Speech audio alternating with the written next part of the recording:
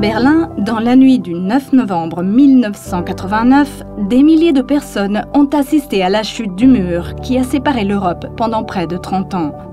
C'est la fin de la guerre froide qui libère les forces de toute une génération et fait germer l'idée de nouvelles relations et de libre-échange.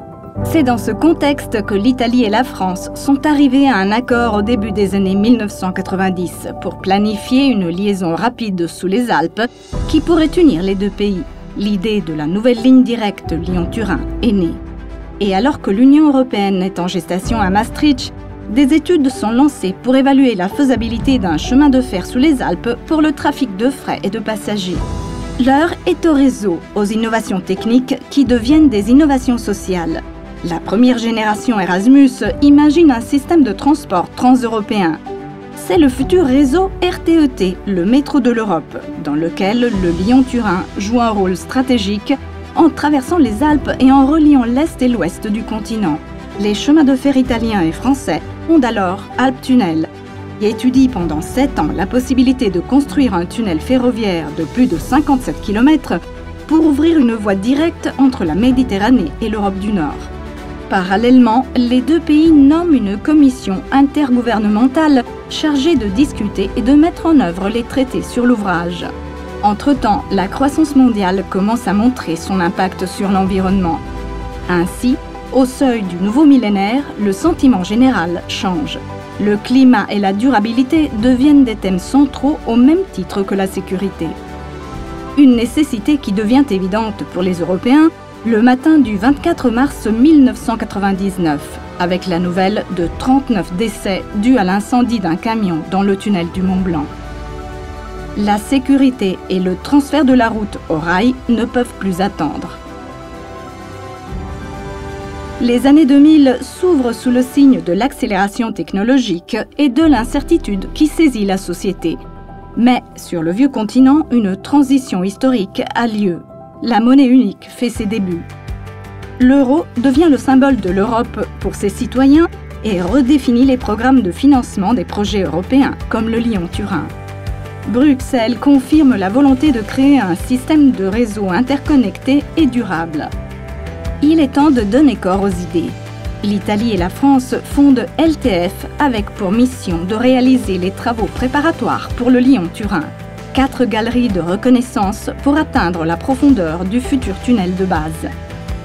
Pendant l'été, dans la vallée de la Maurienne, à la frontière italienne, les premiers travaux souterrains commencent. De l'autre côté des Alpes, lors de l'implantation du premier chantier en Val de Suse, de violents affrontements ont lieu entre la police et le mouvement d'opposition Notav. Il faut renforcer le dialogue avec le territoire. Le gouvernement crée l'Observatoire du Lyon-Turin qui, avec les administrations locales, élabore un nouveau projet cofinancé par l'Union européenne. Au cours des mêmes mois, la vallée de Suse et Turin se montrent au monde entier avec les 20e Jeux olympiques d'hiver. Entre-temps, la mobilité sur le vieux continent continue de se transformer. Un nouvel esprit cosmopolite s'affirme et la nécessité de limiter le changement climatique devient évidente. L'Italie et la France accélèrent sur le Lyon-Turin. LTF passe le relais à Telt, qui doit construire puis gérer la section transfrontalière. Le premier objectif est de construire le tunnel sous les Alpes pour avoir 1 million de camions en moins par an entre les deux pays qui échangent plus de 80 milliards d'euros de biens et de services par an.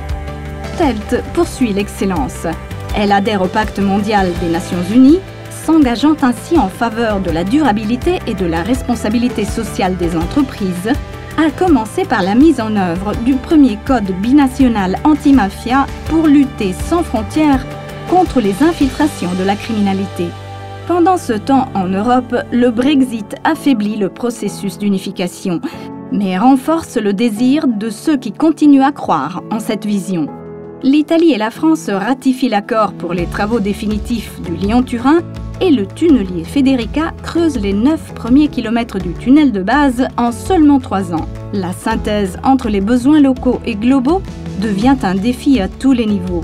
TELT, les institutions et les entreprises s'efforcent de maximiser les retombées positives des travaux. La démarche Grand Chantier en France et la Legge Cantieri Sviluppo Territorio en Italie voient le jour. Des dispositifs qui visent à intégrer les chantiers aux besoins des territoires. L'Europe prend en compte les demandes des écologistes et lance le nouveau pacte vert pour atteindre la neutralité climatique. Une stratégie que le Lyon-Turin déploie avec un vaste système de suivi environnementaux et d'activités de valorisation de la biodiversité. Avec la venue de la pandémie, les 1000 ouvriers du Lyon-Turin poursuivent leurs activités grâce à de nouvelles méthodes de travail. Pour leur protection au lendemain de l'attribution des marchés pour la réalisation du tunnel de base, TELT lance Mission S, le programme pour atteindre une mortalité zéro et réduire les accidents sur les chantiers. La course à l'innovation, le développement de partenariats et la définition de meilleures pratiques ne s'arrêtent pas.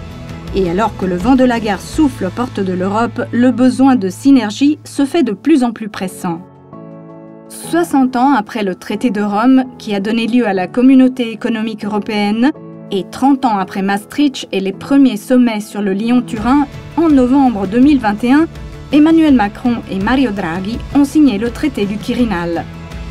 Cette collaboration renouvelée entre la France et l'Italie se concrétise aujourd'hui sous des Alpes où le grand chantier, symbole de l'Europe unie, avance.